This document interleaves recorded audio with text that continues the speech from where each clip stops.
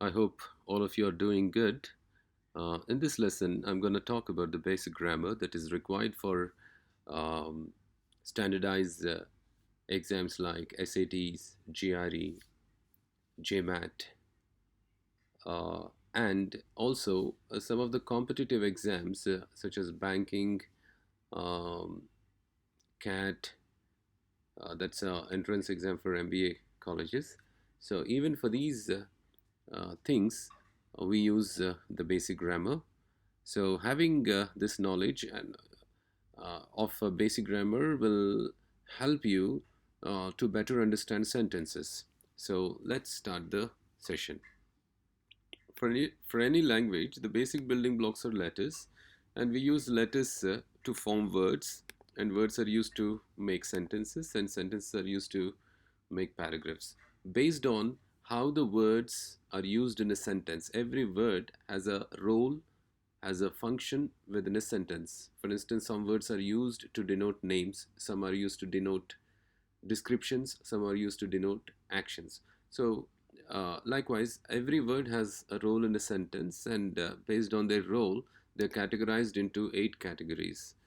Technically, they are called parts of speech. So, let's look at what these parts of speech are: noun, pronoun, verb, adjective, adverb, preposition, conjunction, and interjection. So, do we need to remember these words?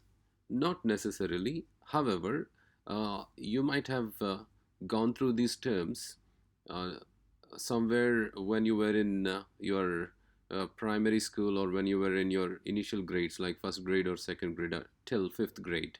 So instead of coming up with new terms, let's stick to the same terms, and they're not very hard to remember. They're easy to remember, and moreover, since we are already familiar with these words, it won't be uh, a difficult task for us to remember them. Let's get into the details. What exactly is a noun? So instead of defining noun, let's remember noun as naming word. Any word that is used to denote names. For instance, name of a person, place, animal, thing, and tourism. This is interesting.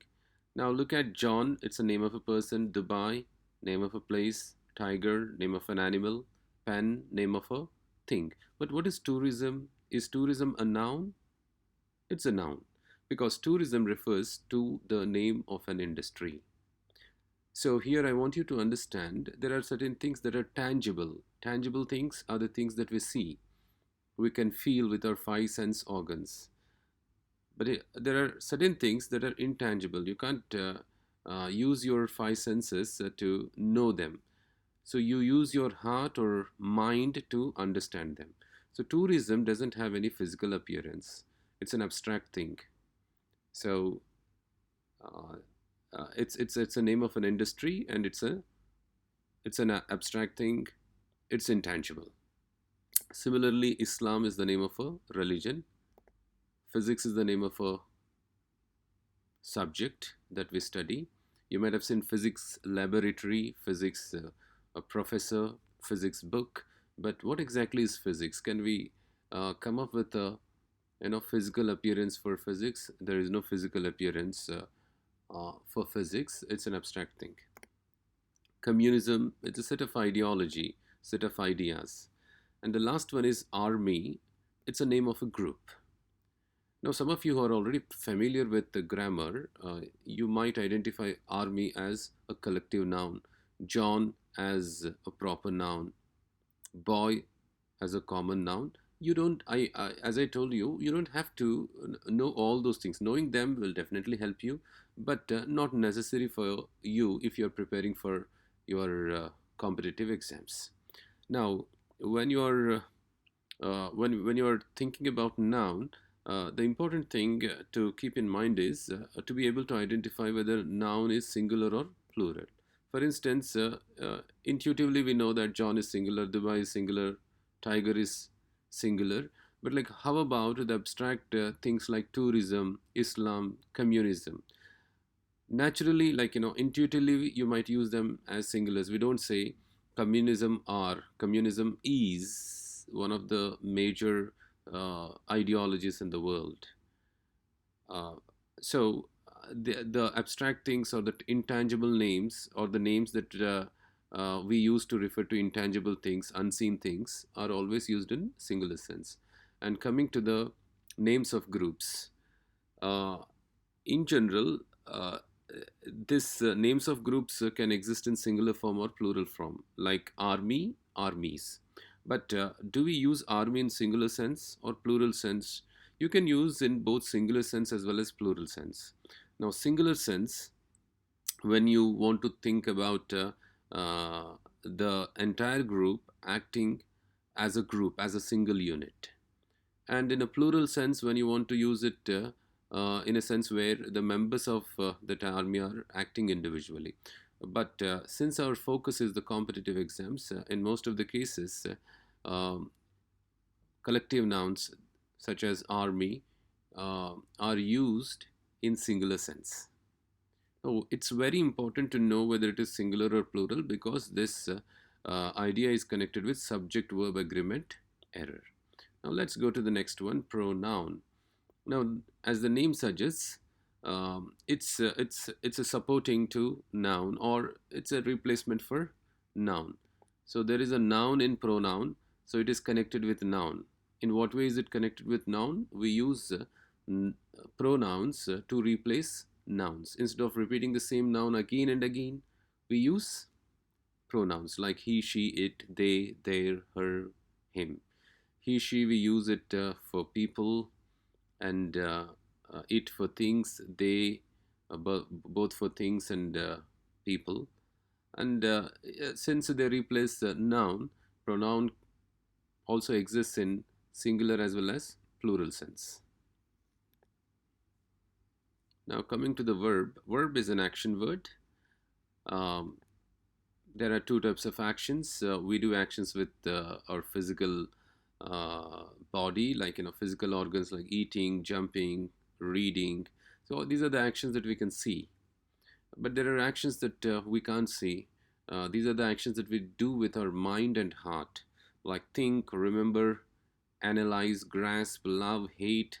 These are the things that we do with our heart and mind. There are physical actions and mental actions. So that's one difference we need to keep in mind when we think about action words. And in addition to that, every verb exists in four forms: V1, V2, V3, and V4. Technically, they are called simple present form. Now, note that I'm not talking about the tenses. These are the names of the forms of verbs: simple present tense, simple past, past participle, and present participle. Let's take uh, some common verbs like walk. Now, simple present form exists in two forms again, with s and without s. We use, we add s when we want to use this verb with singular subjects such as John. We don't say John walk, we say John walks. And its past form is walked. Past participle form is the verb or the form that we use with auxiliary verbs such as have, has, and had. Have, has, and had. So V3 form verbs are used with auxiliary verbs such as have, has, and had. And present participle, these are the verbs that we use with auxiliary verbs such as is, am, are, was, were. Likewise, finish, finished, finished, finishing, eat, ate, eaten, and eating. Now note that the first two words are following a pattern: walked, walked, walking, finished, finished, finishing. So there is a pattern in the spelling. Coming to the third example, the spelling is changing. So the verbs that change their spellings in their forms are called irregular verbs, and the verbs that have a pattern are called uh, regular verbs. And I want you to take a special note on these verbs. Technically, they are called auxiliary verbs, but they are very important for standardized exams and competitive exams because they are connected with subject verb agreement error. Is, am, are, was, were, have, has, can, may, will. Now, these verbs change depending on the singularity or plurality of the subject we are talking about. So we don't say John are, we say John is. So what are the verbs we can use with a singular subject like John? John is, John was, John has, and other verbs can, may, will are common for both singular and plural. Let's take one uh, plural subject, girls. Girls are, girls were, girls have, and of course can, may, will are common for both singular and plural subjects. Now, since these verbs are changing depending on the singularity or plurality of the subject, they are very important. And when we read a sentence, we should be able to spot that the verb is agreeing with the subject. Now, I want you to understand why I have highlighted V3 and V4. Now, basically, they are verbs, but they can change their function in the sentence. Look at this example. John is walking. What is the function of walking? It's functioning as a verb.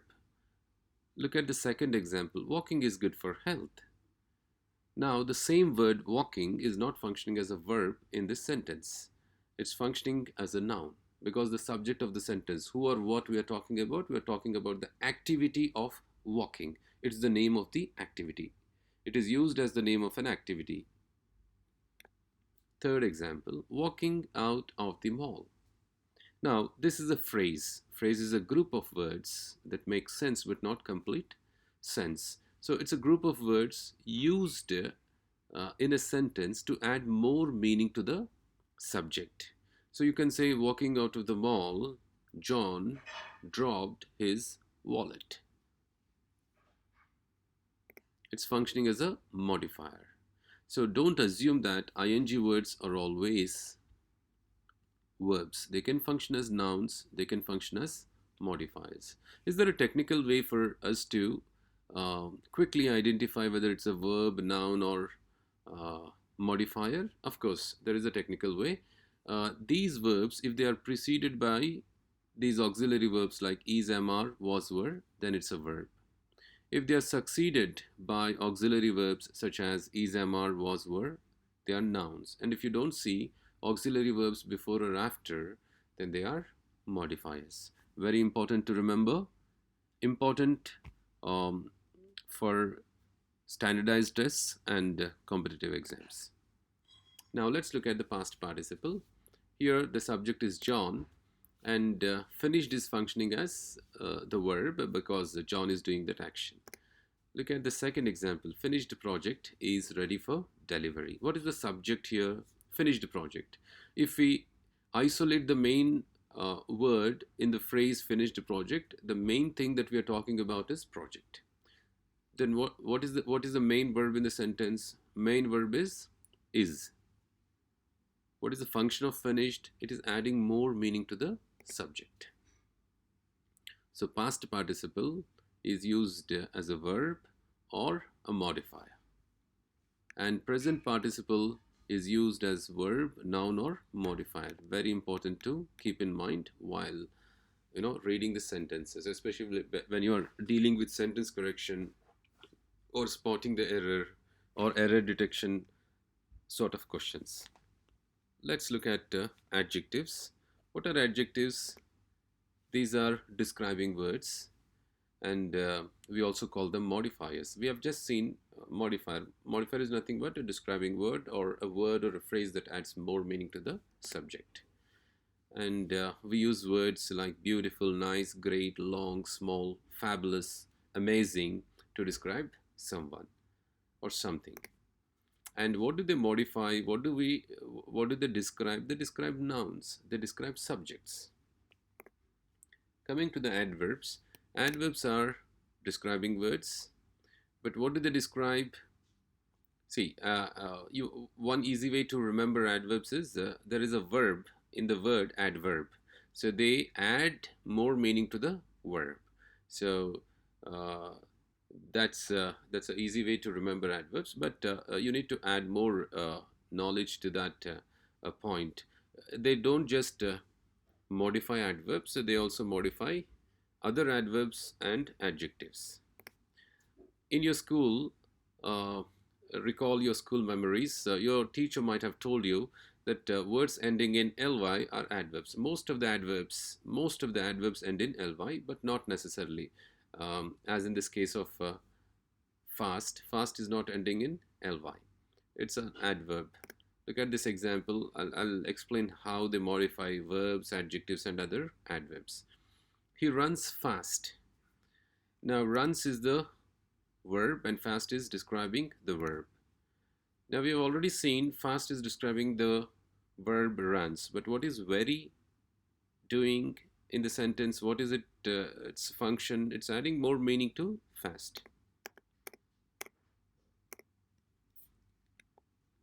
Now, she's very beautiful. Beautiful is describing a person, and very is adding more meaning to the adjective beautiful. Prepositions, preposition. You can, like, it talks about your position in relation to your surroundings. Therefore, we call them relationship words. Look at this example. The book is on the table. On is showing the relationship between book and table. So, if you want to remember and recall what prepositions are, think about your position in relation to your surrounding and start describing your position. So, you may say that I'm sitting in the room, on the chair, under the roof, over the floor, inside the room. So words such as inside, outside, on, in, to, over, under are prepositions. And prepositions are also very important because it is connected with subject-verb agreement error. So when you see prepositions, you should be able to identify them. Now coming to the conjunction. Now conjunctions are joining words. What do they join? They join independent clauses or makes a clause dependent.